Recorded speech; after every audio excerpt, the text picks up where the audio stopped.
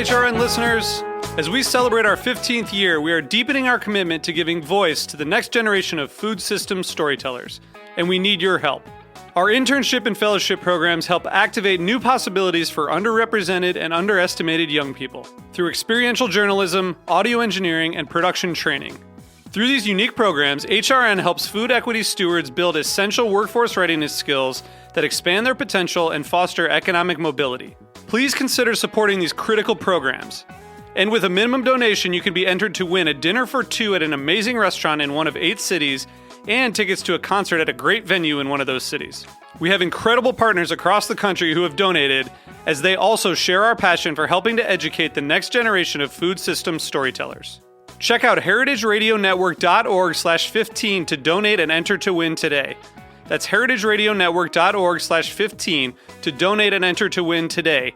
And make sure you donate before March 31st. Thank you. Thank you for listening to Heritage Radio Network. We're kicking off our end-of-year fundraising drive with a special discount offer from our partner, Heritage Foods USA, an online farm-to-table butcher shop specializing in heritage breed antibiotic-free meats. Donate to Heritage Radio Network before Sunday, December 4th at heritageradionetwork.org/donate, and we'll send you an exclusive discount code for 10% off all Heritage Foods products. Help ensure another year of great food radio, get 10% off delicious and sustainably produced meat, and support small family farms all in one shot. How's that for a holiday miracle? Head to heritageradionetwork.org/donate by Sunday, December 4th to make your contribution. Today's program was brought to you by Roth, Wisconsin, makers of the world's best cheese and pioneers in the U.S. artisan cheese movement. For more information, visit rothcheese.com. I'm Dave Arnold, host of Cooking Issues. You're listening to Heritage Radio Network, broadcasting live from Bushwick, Brooklyn. If you like this program, visit heritageradionetwork.org for thousands more.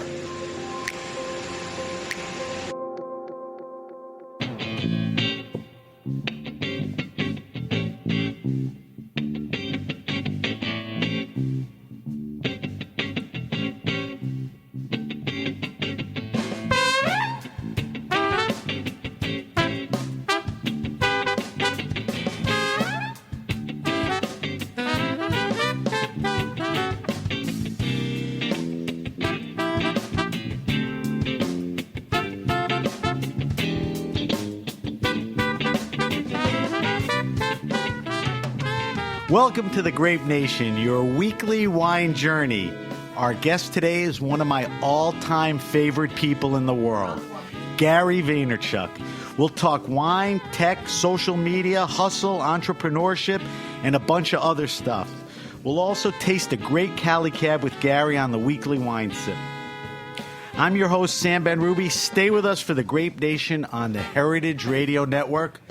We bring wine to the people.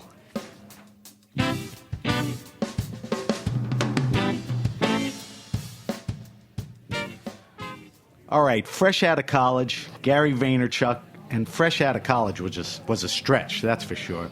Gary Vaynerchuk grew his family wine business, the Wine Library in New Jersey, from about $3 million to $60 million in just 5 years. During that time, he was among the first to use the internet to promote the wine store and also created the wildly popular Wine Library TV.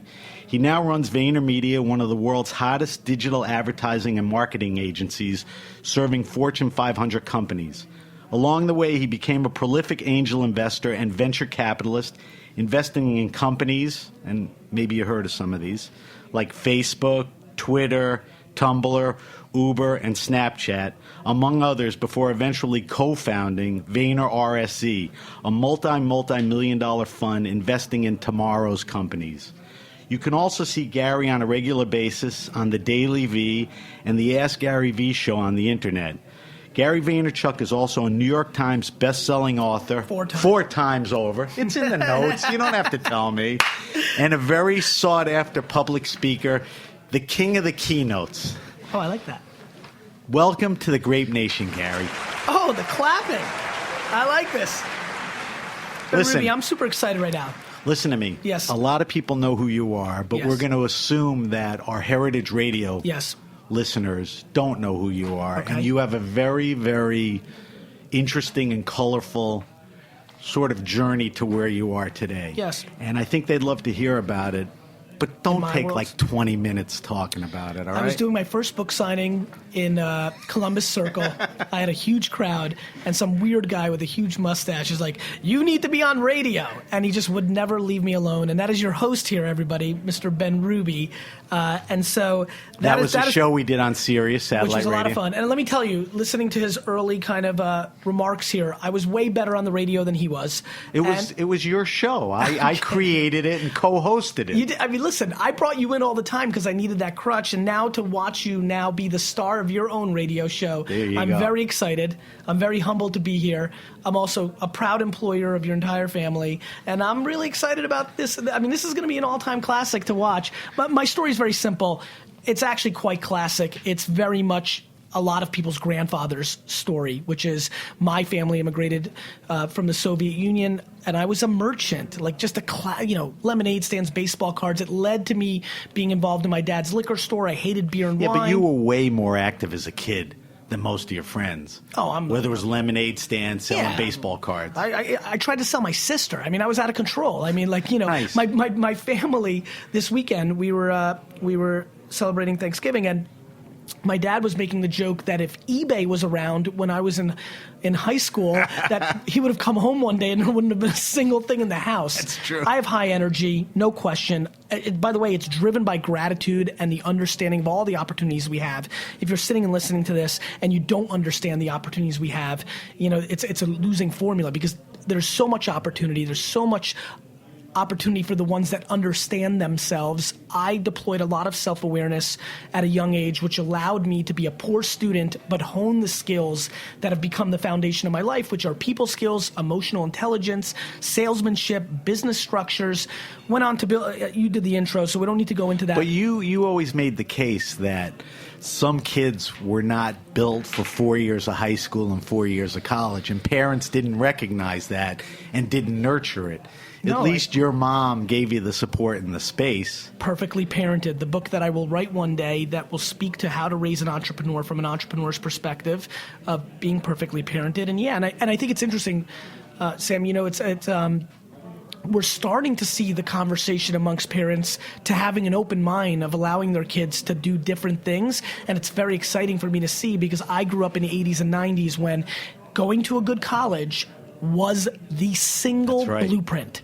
When I was making $3,000 a weekend selling baseball cards but getting a D in science, I was a loser. Today, I'd be on the cover of Most kids would Inc. take that deal. Are you kidding? Yeah, right. I'd be on the cover of Fast Company right now. And so it's very interesting to see the world change. So this is a wine show. Oh, okay. So we got to talk a little about wine. I'm excited about but we're that. not going to talk exclusively about wine. I can see that. We haven't but at said a damn least thing if about wine. we start with the wine thing, it's sort of reminiscent of Wine and Web. Yes. Where we talked a little about wine and we'll talk a little about social media. But anything in the past, I mean, you want to... I did set you up with that intro, which didn't leave you much to... No, but I mean, you mean from a wine standpoint? No. We'll get to that. But anything else? No, I feel Okay. great about everything. All right, so most of your life was consumed with wine up until not that long ago. That's right. I mean, your family business, your dad, From you got involved with running the business. The wine library TV was huge. I mean, do you miss that? Or? Yes. But there's something... How? I'll tell you how. Well, first of all, I mean, I was literally texting with Brandon right now, writing tomorrow's wine Brandon offer. runs Gary's store for him. And My is an dad, old, Sasha's and store, by the way, if he's listening. Yeah. I don't He'll want him kill to kill me at you. the next kill Jet you, game. Kill you. Russian headlock.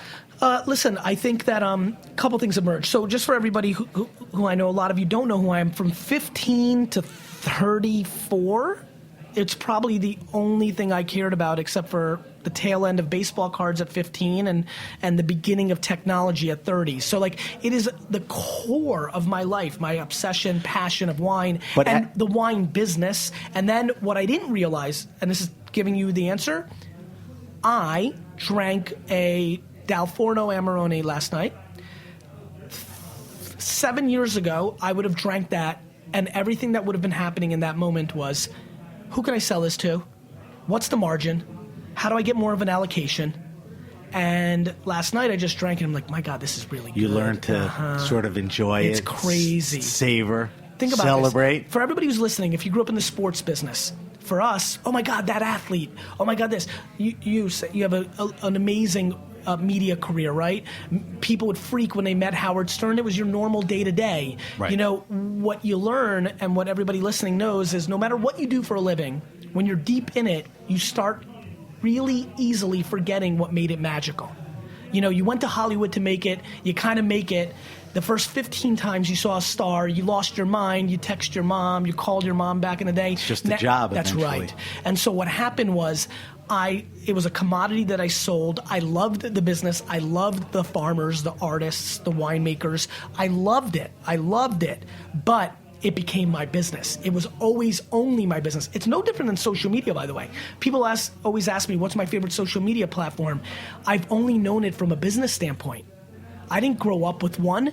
I went on Twitter and Facebook early to build business, so I've never had a natural relationship with social networks. And so...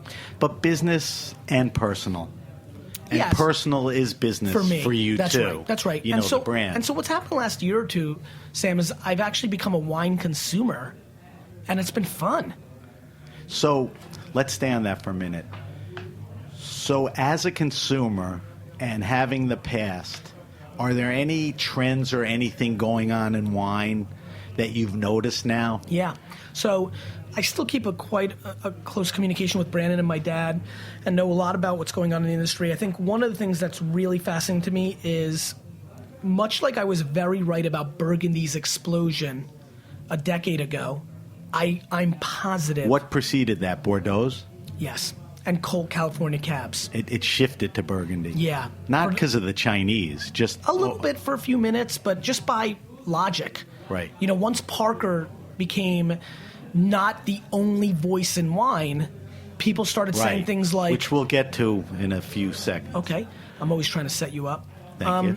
You know, what happened was, as Parker became one of the most important voices instead of the only voice like he was for 15 years, along with Wine Spectator, what happened was people started deploying logic, and they said, you know, there's 28,000 cases being made of Chateau Haut-Brion or Lafite, and there's 330 of this single vineyard, you know, Burgundy, and so just supply and demand kicked in. So that allure of collecting and hard to don't get. forget, Parker got kicked out of Burgundy. There was a lot of controversy. He was there. a Cali Cab and Bordeaux heavy, And big Rhone, wine and average. Rhone. And Rhone, big Rhone. And but he loved Burgundy. And I, you know, truth is, I won't speak to it because I never fully knew the story. I could recall it. He had a controversy with a couple of producers. He stopped reviewing Burgundy. That's why he brought on Pierre Ravani way back when he first introduced another critic. And so what happened was, Burgundy just wasn't that important to the high net worth individuals of America, and then they became it, and then supply and demand kicked in. I believe the same thing will happen to Barolo.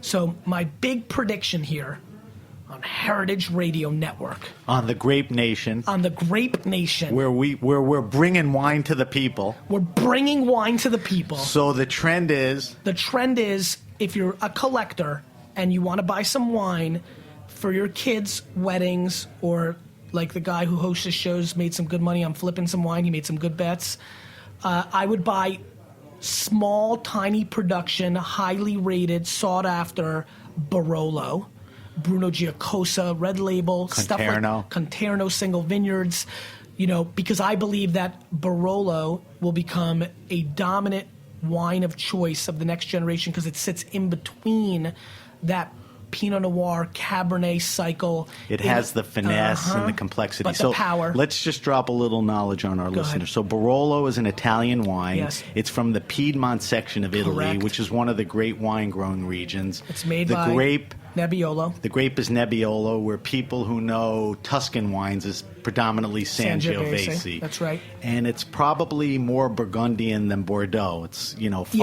Yes, it's definitely, when you pour it, you can see your fingers through it, but it has a huge amount of power, more so than most Pinot Noirs, and it definitely has an old world style, less fruit, and it's amazing with food, and it's very popular. By the way, if you're a novice, this is a very big time wine. If you're a hardcore wine person listening, you know this grape, you know this region, you know this wine. I just think they're underpriced in the same way that I was... You can go 30 to hundreds. And there's good stuff for 30, 40, there's 50. There's a ton of stuff at 50, 60, 70. And when you go to like 90 and 120, I just think those wines are going to be 500 and 800 in the next generation. And in their category, they rival wines that are like 200, 300, 400. That's a really good way to put it. So that's exactly right. An $80 Barolo to me is the equivalent quality value of a $300 Bordeaux, of a $300 Burgundy, of a $200 California Cab. So you can really do some damage in the quality price ratio.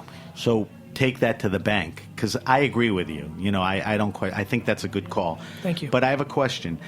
When you say Barolo, is that implying that Tuscan wines, the Super Tuscans and all that, have sort of been on the scene and run their course?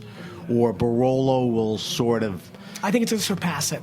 I think it's going to be a very similar thing to collectors that but they haven't had the run the Tuscans have had, you could say, right? The Sassicaia or Ornellayas. There's a handful of Barolo producers. Rick, who just made his first big check at Goldman Sachs at 28, he's going to buy at the restaurant trying to press the girl that he's trying to hook up with that night. Good Barolo? A Tig. Oh, Tig. A Sassicaia. Guado Altasso. A Salaya. He's not going to say, hey, baby, check out this, Aldo Conterno. Right. And so to me, that's where the opportunity lies. I think you're right on that. Now, what I By want... the way, Rick's girlfriend in that scenario is Sally.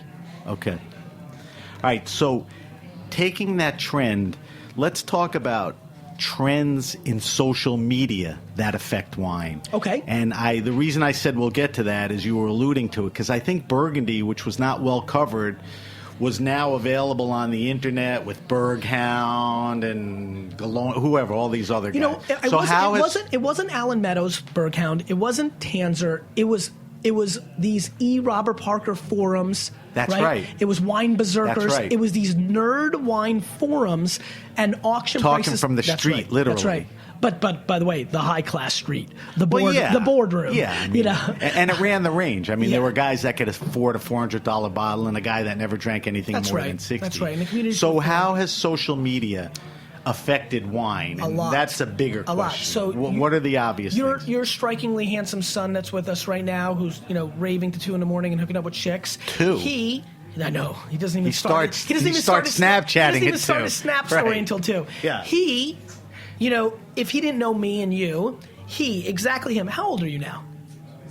The 27-year-old New Yorker making a couple bucks, going out at night. He's going to follow 4 or 5 sommeliers and actually produce his knowledge from those people, not from the Wine Spectator.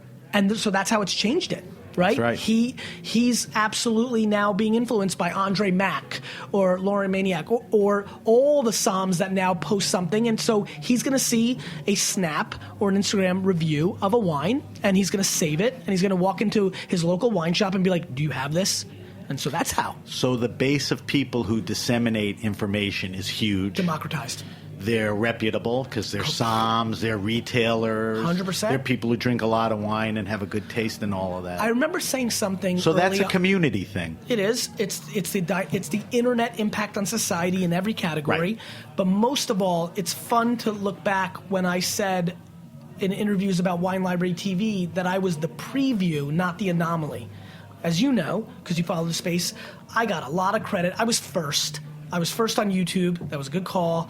I was first. I was the first person to carry a lot of weight in the wine world that wasn't one of the 5 or 6 wine magazines. For sure. And so... Total outlier. That's right. Wine Library, all that stuff. Wine Library TV became this huge thing. I could sell a lot of wine or kill a wine. People bought and drank wine because of what I said, and I was doing it strictly through YouTube. And what I remember being right about was... Yeah, I've got some charisma and I've got my thing and I'm going to be special, but this is going to happen for everybody. Anybody good enough. And what I also thought, and it played out, was, okay, well, I'm good on video, but as I remember thinking Blogger and WordPress, because those were blogs back then, I didn't really even know I didn't know social media was coming. And so obviously Instagram, as we can all who's listening understand, what an easy platform for anybody to be a wine critic. Take a picture of the label, write 2 sentences, mazel tov. From a famous sommelier to the guy next door. That's right. For sure. All right, so as a matter of fact, are you creating, like the wine that we're about to taste and you taste with other guests? We have Instagram. Great. We'll get to Snapchat. Okay. It's just because I'm too old and lazy, but I'll get there. We're on Twitter. We'll get there. Don't worry. Ben is helping me. All right, so the only meeting Ben's ever had with me at VaynerMedia was, hey, I don't want to be too pigeonholed as the Snapchat guy. I mean, that's how hardcore he is Snapchatting. Anytime we haven't done one Snapchat. Jesus. All right, so let's move away. Where's Jake? Let's move away from wine. We had some good insights on wine. Let's talk about, really where you've established yourself of late. Let's start with VaynerMedia. So you built a marketing machine, which I know this because I've been around you from the beginning, basically based on your intuition. You decided, I'm going to build this business. Here's what I'm feeling. This is what I'm going to tell people. Is that an accurate portrayal of what VaynerMedia is? Yeah, I mean, I am building an agency, full service, does everything, so I can use it for myself and my future business behaviors for my whole life. It's got to be so weird for you, because it was when we first started meeting each other. When I pitched you for the show, you were down in Tribeca at Debrosis. At a group space. That's right. Way before there was WeWork and all that. That's other. right. It was an Israeli guy. That's as a right. matter of fact. Henny. And Sunshine Suites. And you probably had 12, 14 employees. That's right. So tell people how big the agency is now. So back then that's probably right, 7 to 12 people doing, $800,000 a year. And now we're 735 people doing $100 million a year, and we've done that in 7 years. So globally, London, around the whole the thing. country. It's really cool. It's listen. I'm trying to think. I know a lot of people are listening that don't know me, so I'm going to try to hedge on the ego here. I suck at a lot of stuff, but I'm a very good businessman. And if I decide to do something and stick just to it, while I have you here, yeah. And, I'll see you a lot after this. Yeah. And I could use this for the future. Just tell me one thing you suck at. Oh, a lot of things. Well, give me one that you really suck at. Science. Science, okay. Everyone Science. sucks at science. Running fast. Okay. I'm fairly slow. Okay. A white Russian guy. But to make it even, yeah. That's about it. Science and running. All right. So you have the agency, and I mean, I had been around advertising and marketing a long time. I think the business has changed incredibly. Tell me your duration at VaynerMedia in general, the changes, and the differences. I mean, the first meetings I walked into, Campbell's, Pepsi, the NHL, they didn't even know what Twitter was. And I don't mean like they hadn't checked it out. It was like, hey guys, you should be on Twitter and Facebook. And they're like, what's Twitter? So the major part of that answer is as social media was coming into the advertising world. We were there. I was right. That was your intuition, 100%. and that's an important part of the agency. It's the important part of life, right? It's how I married my wife. It's how I built the wine business. What, on the internet? Yes, J-Date, and the intuition of our first date. I was like, this is my wife. That was a great decision. It's how I built Wine Library. I was right about the internet itself. I was right about Spanish Australian wines when nobody wanted to hear it, and then Wild Duck Muck's getting 100 points from Parker. I mean, my narrative is pretty basic. Like, I have a good nose. What I think I do really well is I bet on it. And so, like, for everybody listening, so this is less about me and more about you, like, how about this next year? If you get anything out of the Grape Nation, maybe this inspiring moment, how about for once in your life, if you've never done it, or for the people that have done it a couple times but not in a long while, how about just going all in on something you believe in? Now's the time. Like, what are you waiting for? You say that all the time. I believe in it. And I know you believe in it because that's why you say it. And it's never too late for anyone to go all in. Look at you. Look at me. Seriously. Yeah. I love that about you. Yeah. No, don't be humble. Now, you're a character. You know what, I appreciate guys? Just so everybody knows, he's red as a beet. You're listening to one of the great dudes of all time, and the way he takes compliments makes me laugh. Because if you haven't picked up on it yet, I'm great at taking compliments. I take them very easily, and to be very frank, expect them. But man, look at you. First of all, you're young. What are you, 54? No, older. 55. But we're not going to get into that. Go Oh, ahead. you're 60. Right. Right. Jesus Christ. You're 64. I'm like your dad's age. No, you're 61. You're 61. I'm your dad's I forgot. age. No, you're not. I'm You're your my mom's age. That's why I'm trying to do the math. Yeah. You're 61, and you feel like you're 16 to me. Yeah. You know what I mean? And to me, It's that's what you want to do. that's It's who you 100 want to surround and yourself with. And by the way, I know 61-year-olds that are dead because I come from a country where people died at 60, so a lot of my mom's and dad's contemporaries, they think at 55, you kind of shut it down. I had lunch today with Stephen Ross, my business partner. He owns the Miami Dolphins. He's one of the richest men in the world, companies, right? big real estate. He's 76. The entire lunch was fire. He's still got I was it. like, listen, if you keep acting this way in modern medicine, in 15 years, you're going to be rolling this hard. He's like, it was funny. I was trying to give him something. He looked at me like, of course at 91, I'm going to be fucking on fire. So- can we curse Yeah. on the show? Okay. Yeah. So the nice thing about that is it's easy to talk to a guy like that. That's why you and him are in business together. He can relate to you. Do you think he's in awe of you? Forget about him for a second. Do you think I'd be sitting here if you weren't the same? No. It's not a number. It's how you roll. It's what you do. Right. And by the way, let's try to tie this into the show. Can you guys all please do me a favor? If you have not tried a style of wine ever before, go buy that wine tonight. If you've never had a Tanat from Uruguay, if you've never had a Verdejo from Spain, if you've never had Torrantes from a Argentina. Banyule, which is late harvest Grenache from the south of France, Even a stop Beaujolais Nouveau. anything. Nouveau Beaujolais. By the way, Beaujolais Nouveau is dead. It's lost all its momentum. Has it? Yeah. Because Beaujolais is kind of hot. Well, Beaujolais, Cru Beaujolais, that's Right. real shit. Right. So for me, this works in the most micro things like what you drink at wine, and it works at the most macro levels of like your life. It's that. Agreed. All right, so working at Vayner, Yes. running Vayner, Yes. speaking all over the country. Yeah. Let's just World. talk I'm global. world. This past week, I think you were in Lisbon, London, That's it. crazy. Let's talk about, we talked about wine social media trends. Just kind of get me up to date social media trends. House What's really party. happening today? House party. What is house? I know what it is, but tell our listeners. Well, you tell our listeners. I want to hear you explain it. Well, I'm not that sure because I haven't embedded, but Okay. I watch the kids. I think it's a video platform Yep. where multiple people, but Yep. limited to a certain number, Yep. 4, 6, can get on FaceTime and talk together and just, have a good time. What is it, 6 or 8? 8, right?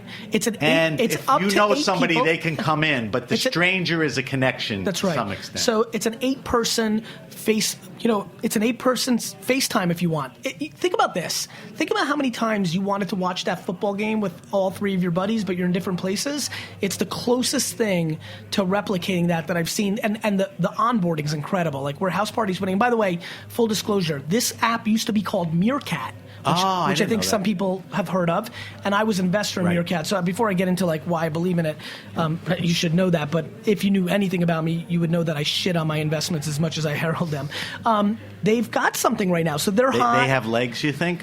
I don't know. It's very. I wouldn't. It's early. It's early, but it's got traction. So it's happening. this Marco Polo. Is Which another is app? not an investment of mine, but another communication app, video, conversation. They've got some traction. So there's some new emergers. Is Snapchat already sort of a mature, they made it, they're going public thing? Or Yes, but what's happening is Instagram's feature copies have definitely slowed some of Snapchat's growth. And so it's been But fascinating. Instagram reacted to Snapchat, right? 100%. But how one reacts is the most important thing. I'm not blaming them No, for I know that. you're not. They've reacted in a way that has been successful. Ben, you have less views on your Snapchat over the last 3 months? Yeah. And by the way, from Ben, how many do you get? 150, right. So small numbers to my, tens of thousands pushing 100,000. We've all felt declines. And so, Snapchat's going to have to address that. On the flip side, Snapchat spectacles and there's Right. so many things There's going on. still stuff going on. There's so much stuff What going on. about everybody talks about Twitter and their survival and what they're doing? Yeah. I mean, are they going to... I don't know. I think they may have to change a little. Because they're a public company, I hate to make predictions about Twitter because the board may do something. Another company may come in and do a hostile takeover by buying all the stock.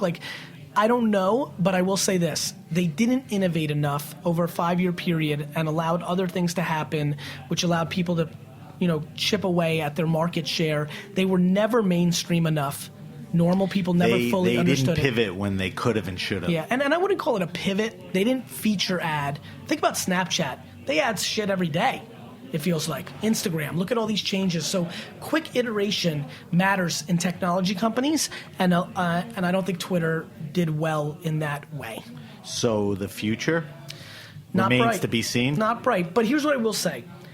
That Twitter is needed. We need a water cooler of society. Agreed. So whether Twitter makes it or not, I don't know. But Can it make it just as that? Because everybody thinks it should be even more. I do think it can. They need to. Again, what Facebook did to MySpace, I think somebody could do to Twitter. Right. Looks a lot like it. Some different. But a good example is they were, and you would know better than me, they were sort of on the money with Vine. I mean, it was a hip idea.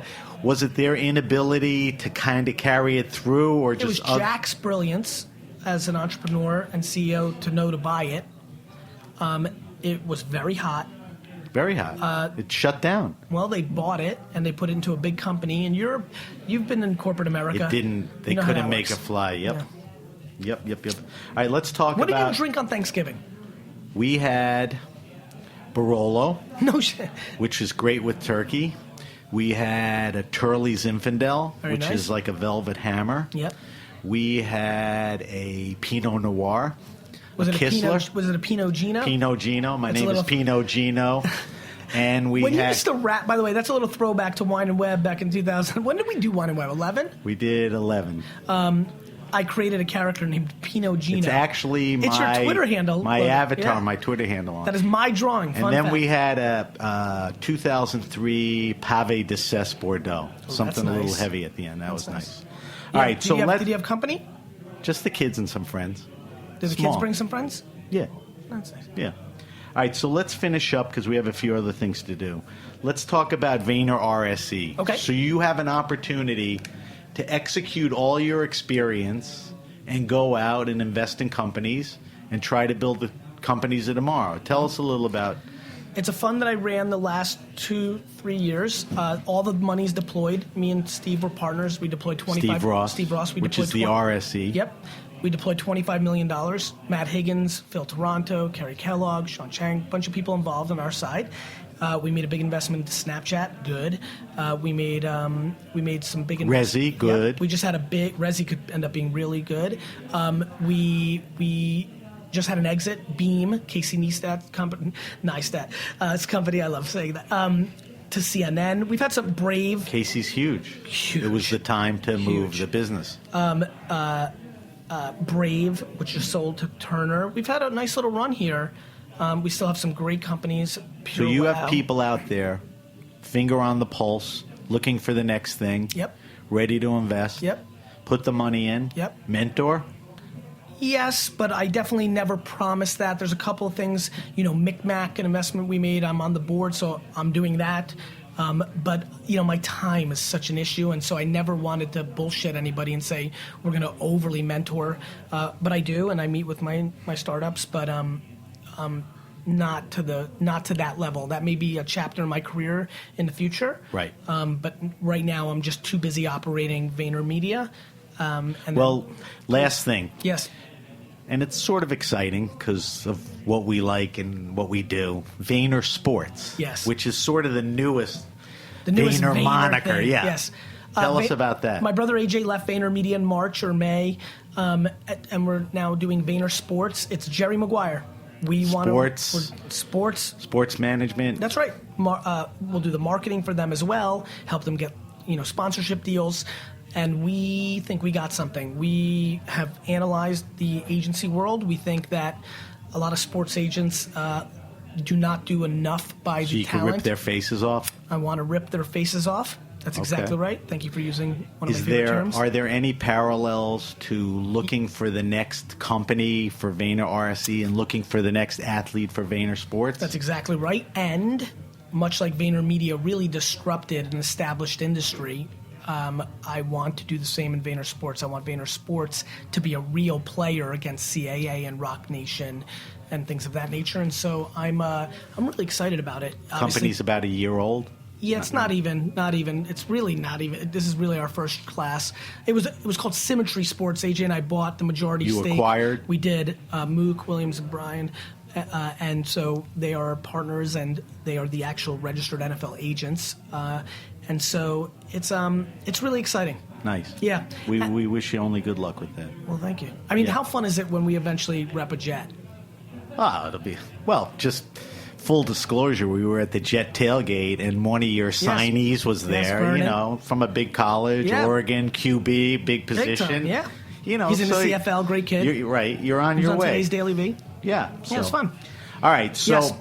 that's the business part of it. I do a thing every week called the wine list, and I don't want to leave without you doing a wine list. Okay. Because it's something we Let's do post. it. So I'm going to ask you a bunch of spontaneous Let's do it. questions. Some are pretty pedestrian. All right. They're wine related. So what wine are you drinking now? Is there something, is Barolo the answer? No, this is going to blow people's mind if they follow my career. I am drinking California Chardonnay. What? Give me some makers. What am I drinking? A bunch of... Aubert, Kistler, Kongsgaard. I'm drinking Ramey? Aubert. I've been drinking a bunch of Aubert. I've been drinking a bunch of... Peter Michael. no, yes, I actually have been drinking a Those are little all bit. expensive ones. Yeah, these are... I'm an expensive character. Oh, sure. Sabragia, Right, which Ed makes Spragia, the old makes some nice Beringer single guy. vineyards. Here's one that everybody can find. Franzia? Yes. Franciscan Cuvée Sauvage. So Kutz family. So for some reason, a style of wine I made fun of for a decade. You're ordering in restaurants or popping up at home? And thrilled. And Or at the could care- beach house? Patson Hall, and thrilled if somebody makes fun of me because I'll Nice. punch them in the face. So California Chardonnay, I'm proud of it. Okay. There's something that's hitting my palate right now that works for me. Nice. Unusual answer for you. Yep. All right, give me a favorite wine and food pairing.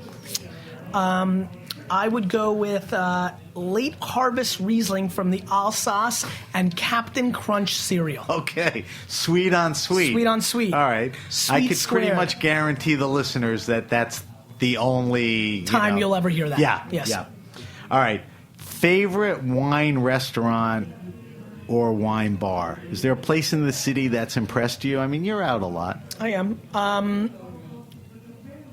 Historically, it was Cru and Veritas. Right, the big wine guys. Those were just so fun for me. That was the prime of my career, and they were big wine restaurants. I love when Terroir popped up. He crushed Paul it. Greco. He's the best. Yeah. Still got a couple of them. Trying to think, I feel like there was actually something that kind of really took me aback, and I was impressed. Whatchamacallit, Charlie Bird has a fun list. Yes. He's also Robert Beast and Bohr Robert is a Kane from rock Crew, star. Yeah. Yeah. I mean, I would say those stand out. All right. Favorite all-time wine? I may be able to answer this. Go for ahead. you. Tell me if I have this. Go ahead. A Salon Champagne? So that's true. I would tell you that 82 Salon Champagne is Up there? and I've said that in the past. I'm a good listener. The fanciest wine as my favorite wine is 47 Cheval. 47 Cheval Blanc. But I was Bordeaux. young. You'd like to get that back. I would. I was Yeah. young, and I feel like I forced it. You know how like ugly dudes get really hot chicks You when they're rarely famous? have to explain things Right. to me. I got it. Yeah, so I feel like I was sold on the brand of it. Okay. And so 82 Salon, I think you did a great job there. I would say that is way up there. 85 Sassicaia, even though Great. we razzed, I razzed Tuscany a little bit earlier. All right, so good answers. Let's Yeah. move to the next one. Okay. Reach back to your retail experience Okay. and your current knowledge. Yes. Because my listeners love this one. Best wine under $15. Give me a red and a white.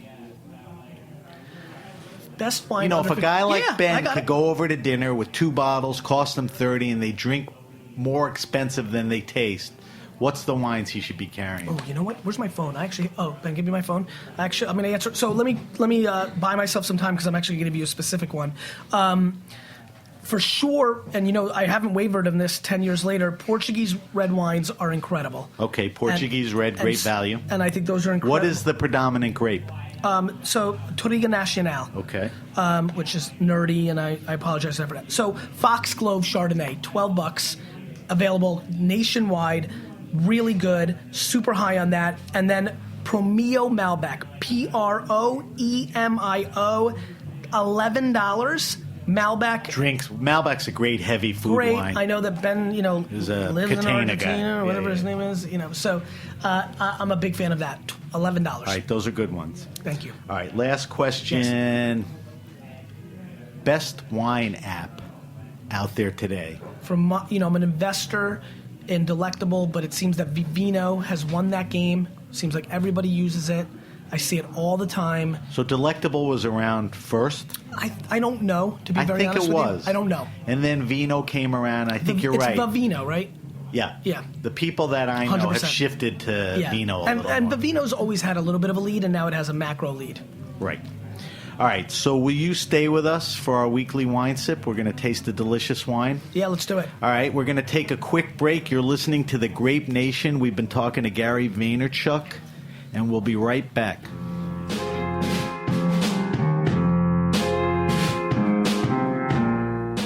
And this one's called Walking Like a Cowboy by Tackstar. We'll be right back.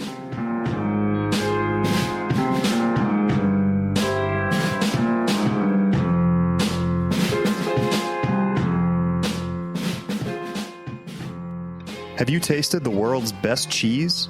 Grand Cru Surchoix is the 2016 World Cheese Champion. Our partners at Roth, Wisconsin make this gorgeous Alpine-style cheese in the rolling hills of Greene County, Wisconsin. Grand Cru Surchoix is produced by hand in Swiss copper vats and finished by aging on spruced planks. The quality milk and careful craftsmanship bring out the award-winning light floral notes, nutty undertones, a hint of fruitiness, and a mellow finish. Perfect with Riesling and Muscat, Grand Cru Surchoix is a guaranteed hit for any occasion. Check out their other offerings at rothcheese.com. You'll discover Buttermilk Blue and their newest release, Prairie Sunset, the golden-hued love child of Mimolette and Gouda. You'll also find recipes like the raclette Reuben and tomato tartlets. Everything you need to know about the world's best cheese is at rothcheese.com. All right, we're back. We're back with Gary Vaynerchuk, all-around good guy, media mogul, guru, wine guy. I left a Jet fan. Die hard. All right, so Gary, every week we taste a different wine on air. We call it our weekly wine sip. This week we're going to celebrate and toast you, Gary Vaynerchuk. Really? I dug deep into the Grape Nation wine cellar and pulled out a gem, the 2003 Schaefer Hillside Select. This is a Napa Cali Cult Cab grown in the Stag's Leap region, made of 100% Cabernet, and aged for 32 months in new French oak barrels. It's expensive, hard to find, and currently sells for at least $300. So Gary, I've known for a while, is probably the most astute wine taster I know. He has an incredible nose and palate. So we're going to let Gary, we're going to take a sniffy sniff, and then we're going to throw it over the tongue, and let's talk about what we're looking at and drinking. So this is such an iconic wine. First of all, thanks for sharing it. The color's black, dark, unbelievably, 13-year-old wine. which is incredible because Right. it usually loses some of that It intensity. rusts on the edge. On the nose, it's got hardcore black jam, a little hint of Heavy black. really black, by the way, like super juicy. Feels like you're smelling red fruit, blueberries, blackberries, black fruit as well for that reason. Currants. A little hint of tobacco on the nose, on the tail end. I get a you little, get a little smoke. Graphite charcoal smoke. Yep, 100%. Whether it's a match or a little bit of tobacco, it depends on your nose. That's what you'll get. On the palate, Mouthfeel. so this is interesting, right?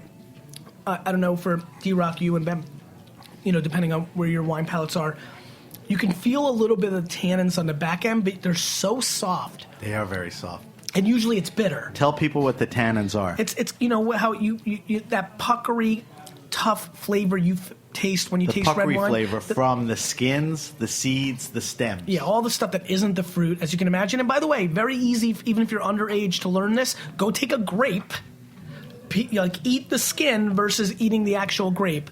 That transcends into red wine. It gets bitter. If you remember the old bitter beer face commercials, which I thought was really funny, by the way. Anyway, nonetheless, what's great about this is what aged wine's all about. This wine, 8, 9, 10 years ago, would have felt hot on the back end because the alcohol calmed down a little. Of course. So this is an elegance. You know what this is? This is like a 42-year-old distinguished gentleman who's got a little gray coming in. Still handsome. Right? Still got his mojo. Was an absolute boy band rock star, handsome at 19, heartthrob. Justin Timberlake? Timberlake would be a great comp. 42-year-old Justin Timberlake is what this wine is. And so I like that. It's balanced, long finish. I'm still tasting it. And much like 42-year-old Justin Timberlake, and he's happily married, so I don't want to wish this on him, but still has plenty of game, right? This wine can probably last another 15 years easily. Easily in the bottle. Having the fruit in the bottle, I mean, it's really good. So if we had to look at traditional rating systems, 100 or whatever, where do we slot this wine? If I was doing Wine Library TV, I'd probably score this wine 96 plus points. Which is high for you. Very. 92, 93 is a damn good wine. This I remember we drank a Spotswood on Wine and Web. Yes. I think he gave it a 99. It was one of the most profound Cabernets. Thanks for sharing. Thank you for tasting it with us. What would this pair with? Bloody red meats? Pittsburgh-styled black and blue. Black and blue, red on the inside and all that. All right. If you have a question, a wine happening, or an event, hit me up at sam@grapenation.com. That's Sam at Grape Nation. Follow us on Twitter at Ben Ruby and Instagram at SBenRuby. Thank you to our guest, Gary Vaynerchuk, for taking time out of his very busy schedule to join us on the Grape Nation. Yep. Heritage Radio Network is a member-supported nonprofit radio station devoted to all things food and wine. Heritage needs your support during the big end-of-year fundraiser. A contribution in any amount not only supports HRN's 34 weekly programs, but also comes with exclusive member benefits. So if you like good food and wine, and you love good food and wine radio, throw a little dough our way, will you? Okay? Will you? You can go to heritageradionetwork.org/donate. That's heritageradionetwork.org/donate. David, my engineer, is showing me a T-shirt. You can get T-shirts, pot holders, all kinds of... A couple things I got to run because I'm missing a family, school, my daughter's school function. All right. This is how much I love you. But here, 2 things. 1, David's amazing. 2, I really wish you could recall my first live radio read commercial, which was an utter disaster. And by the way, I want to give you depths. You document in Ask Gary V how you overcame that. So Ben Ruby, this wonderful man that you're listening to, runs in after the first one. I crush the creative, but then we get to the commercial. You're a guy that has no, lack of being verbose. Nothing. I crush the creative, and it gets to the commercial time. I take the paper. This is something true. I can't read, meaning I'm not good at it. So I read this ad. It is literally the worst execution of my career in public. No, it was Stella beer is a beer. It was the worst. It goes to commercial. I'm like, holy crap, that was the worst thing I've ever done publicly. He runs into the booth and he goes, listen to me. Stern never read it either. He just did stuff. The next time you do this, look at it right now, make some notes. Just do your thing. Right. The next time I came around, I don't know, maybe all-time great? Rock star. All-time great. Rock star. I love you, man. All right, thank you, Gary. Talk to you soon. I'm Sam Ben Ruby, and you've been listening to the Grape Nation. We'll see you next time.